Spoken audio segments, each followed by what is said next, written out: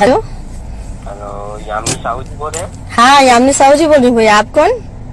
मैं पंडित अनुज कुमार शुक्ला बोल रहा हूँ। कहाँ से बोल रहे हैं भैया? मैं रायपुर से बोल रहा हूँ। अच्छा, हाँ भैया बताइए। पोस्टर देखा तो आपको फोन किया था। ये क्या है, मतलब कुछ भी धर्म को ऐसा ऐसा कर रहे तुम, ये गलत बात है ना। ब्राह्मण से क्या करेंगे? देखो, मैं भी पंडित हूँ, मैं भी वैदिक पंडित हूँ। ये सब चीज बेकार है ना। अभी हमको पता चला, हम ग्रुप में जुड़े हैं तो हमको पता चला तो आपको कॉल किए हैं। अच्छा। और ये सौरभ राजीव वाले, हम उनको भी कॉल करके अभी बात भी करेंगे उनसे। बात कर लेते हैं, अभी भी उनका नंबर है हमारे में सेव है, हमारे पहचान के है वो। बात करेंगे। हमको पता नहीं था कि सौरभ मिश्रा जी आपके परायण करता है।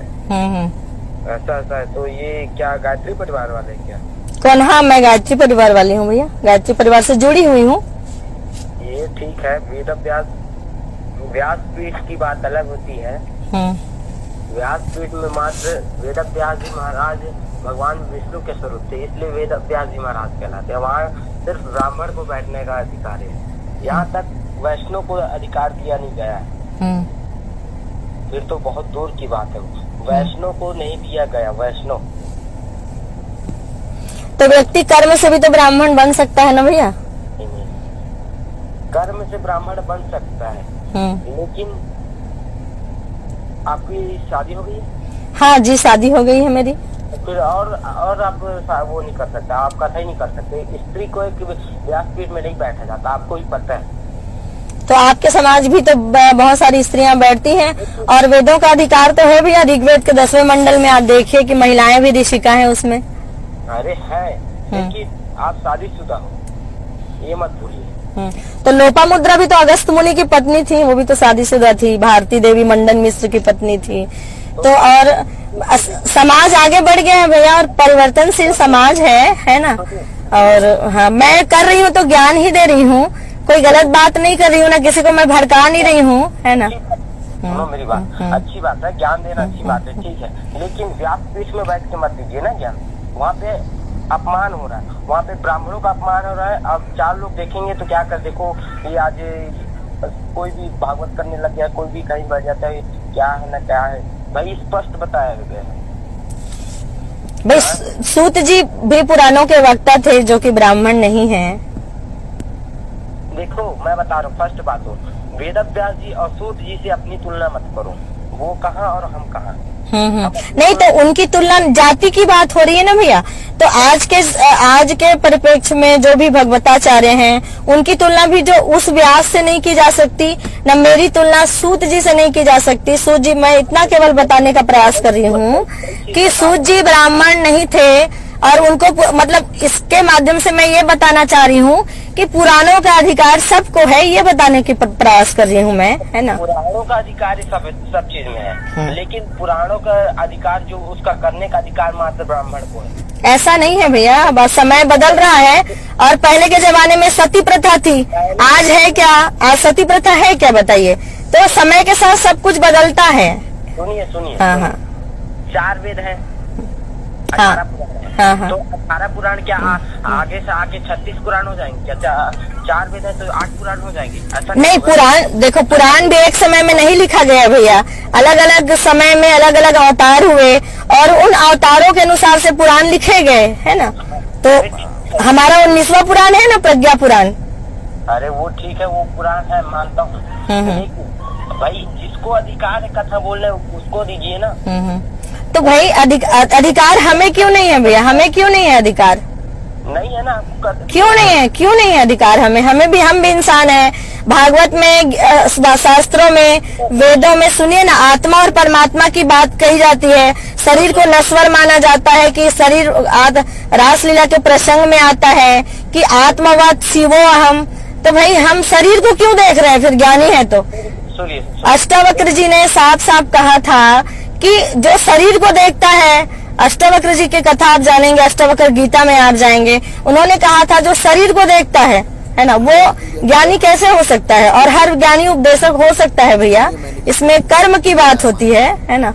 और उसी नाते जैसे मेरे को समझ में आता है, तो उसी हिसाब से मैं कर रही हूँ, और उसमें किसी का कहीं भी एक ब्राह्मण के विरोध में एक शब्द ना मैं बोली हूँ ना आगे कभी बोलूंगी मैं, है ना। ऐसा कुछ नहीं है ये। तो आप लोग भी सहयोग कीजिए, इसमें मेरा विरोध मत कीजिए।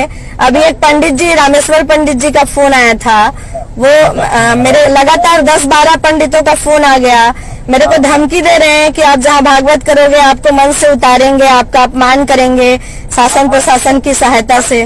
वेद व्यास पीठ में आप नहीं बैठ सकते, एक शूद्र को बैठने की अधिकार नहीं है। और साधु सूत्र में आता है ब्राह्मण क्षत्रिय मनुष्य जन्मना जायते शूद्र कहा जाता है भैया, है ना। हर व्यक्ति जाति से शूद्र होता है और व्यक्ति को कर्म पहले जो है, इतिहास आप खोल के देखिए, इतिहास में पहले ज्ञान के और के आधार पर उसके कर्मों का चयन होता था, किसी प्रकार की कोई जाति थी नहीं पहले, है ना।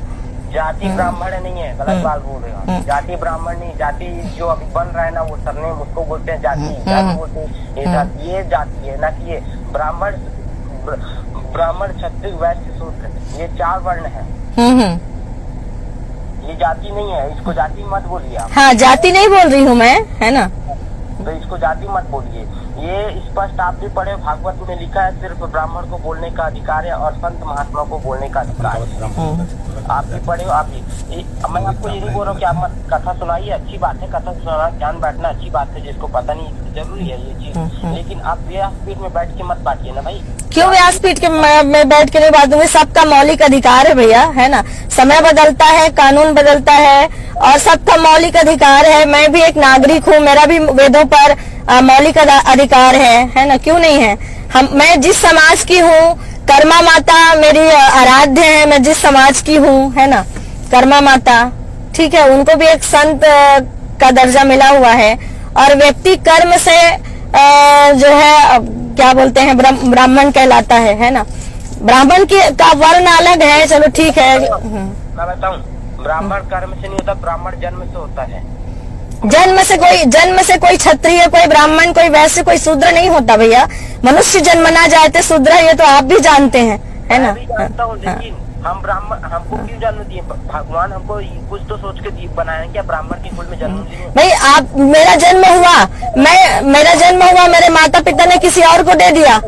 नहीं, मेरा जन्म हुआ, मेरे माता पिता ने मुझे किसी और को दे दिया, ठीक है।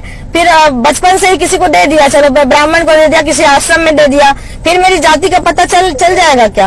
आज भी मैं अपना नाम छुपा के, अपनी जाति छुपा के अगर मैं लिख लूं तो कहीं मेरे माथे पे नहीं लिखा है कि मैं ब्राह्मण नहीं हूँ, लेकिन ना मैं अपनी जाति छुपाऊंगी भैया, ना मैं, मतलब क्यों इतने बड़े व्यास के काम को जो है एक झूठ के आधार पर मैं नहीं करूंगी, है ना। जैसे एक पंडित जी बोल रहे थे, आप शर्मा लिखो अगर आप दीक्षित हो ब्राह्मण से, तो है ना। मैं शुक्ला हूँ, शरीफ वाली ब्राह्मण हूँ मैं, और वैदिक पंडित भी हूँ मैं। राजीव में ही पढ़ा हूँ मैं, और सौरभ को अच्छे जानता हूँ, सौरभ मिश्रा को अच्छे जानता हूँ। हाँ ठीक है भाई, मैं सौरभ को साफ बोली उनको फोन करके कि सौरभ जी जो है, गाड़ी चलाना, सौरभ जी आप ठीक है, आप मेरे साथ मत जाइए, आप अपने समाज का विरोध मत कीजिए। और अकेले सुने ना, अकेले सौरभ जी नहीं जा रहे थे मेरे साथ, अभी तो सौरभ जी तो अभी चले हैं, मेरे साथ और बहुत सारे पंडित लोग जा रहे थे, है ना, जिनको जैसे जब समय मिलता है जाते हैं, है ना। तो हाँ, कौन गया उससे हमको मतलब नहीं, हम अभी आपको सौरभ जी हाँ, तो मैं उनको बोली हूँ, आप अपने समाज का विरोध मत कीजिए, हर एक व्यक्ति को अपने समाज का सम्मान करना चाहिए, आप मत जाइए, तो भी मेरा काम रुकेगा नहीं भैया, है ना। मेरे गायत्री परिवार में है बहुत सारे कर्मकांड को, वैदिक मंत्रों को जानने वाले, है ना। तो एक लोहार भी बैठ के आज वैदिक मंत्र बोल रहा है, एक सतनामी भी बैठ के आज वैदिक मंत्र गायत्री परिवार में बोल रहा है, कबीर पंथ में बोल रहा है ना। तो आप किस जमाने में है भैया, है ना। ठीक है, हाँ। धर्म को नष्ट कर रहे हो, ऐसा पीठ हुआ है तो फिर धर्म नहीं। देखिए, ब्राह्मणों का कार्य जो है ज्ञान प्रदान करना, ज्ञान ध्वांत विध्वंसा बोलते हैं ना, ज्ञान। आप समाज को अंधकार में के मत भटकाइए भैया कि केवल एक कोई अधिकार है करके, है ना। आप में हम लोग का बोलने का अर्थ ये है। और देखिए, आप जो है ना बहुत शालीनता से बात कर रहे हैं, इसलिए मेरी ना आपसे बात हो पा रही है, क्योंकि अब तक जो लोग बात किए ना, है ना, वो एक मनीष तिवारी जी और क्या बोलते हैं वो राम सागर पंडित जी ऐसा करके, रामेश्वर पंडित जी ऐसा करके था उनका नाम, है ना। वो लोग सीधा मेरे को धमकी दे रहे थे, तो ठीक है। धमकी की बात नहीं, देखिए आप हमसे बहुत बड़ी हो, मैं भी जानता हूँ इसमें हमारी शादी वादी कुछ नहीं हुई अभी, हम पढ़ाई कर रहे हैं। ठीक है, मैं वैदिक पंडित हूँ, मेरे को ये सब चीज कर्म कांड करते 10 साल हो गए। कहाँ है उनका घर? मैरिज में बता रहा हूँ मैं आपको, आप मेरे बड़ी हो तो आप नहीं देखिए भैया, मैं भी ब्राह्मणों से सलाह लेके, है ना, कुछ ब्राह्मण हैं जो आपके व्यासपीठ, सुनिए ना, आपके व्यासपीठ में ही ब्राह्मण लोग बोलते हैं कि कोई भी जिसको ज्ञान है, मैं सलाह लेके सबसे पूछ के और कुछ अपने ज्ञान के आधार पर ही व्यासपीठ में बैठी हूँ, है ना। तो व्यासपीठ में आप शरीर को क्यों देख रहे हैं भैया, है ना। आप जो है भाई, ज्ञानियों के लिए शरीर का क्या महत्व है भाई? देखो आप बोलते सुनिए ना पंडित जी, अब बात जो है, जितनी बहस करेंगे ज्ञान का और धर्म की चर्चा का कोई अंत नहीं है, है ना। आप जितना करेंगे उतना उलझेंगे, है ना। आप अपने पक्ष को रखेंगे तो पक्ष मेरे पास भी है, तो इसमें बात जो है, अब मैं तो कर रही हूँ और आगे भी कृपा से मैं करती रहूंगी, है ना। मैं हम नहीं बोल रहे हैं, लेकिन आप जैसे व्यासपीठ में बैठ रहे हो ना, वो चलो ना, उनका घर कहाँ है। लेकिन क्या है, आप व्यासपीठ का अपमान हो रहा है ना। नहीं भैया, ऐसा व्यासपीठ का अपमान ऐसा नहीं हो रहा है, ऐसा बोल के आप लोग भले कर रहे हैं व्यासपीठ का अपमान, है ना, पर मैं नहीं। चलिए ना, मैं एक जगह आई हूँ, आप बाद में लगाइएगा। एक जगह आई हूँ गाँव में मिलने के लिए, तो कुछ काम है तो फिर वहाँ पहुँच गई हूँ, तो लगाती हूँ आपको बाद में फिर, है ना पंडित जी। ठीक है, हाँ ठीक।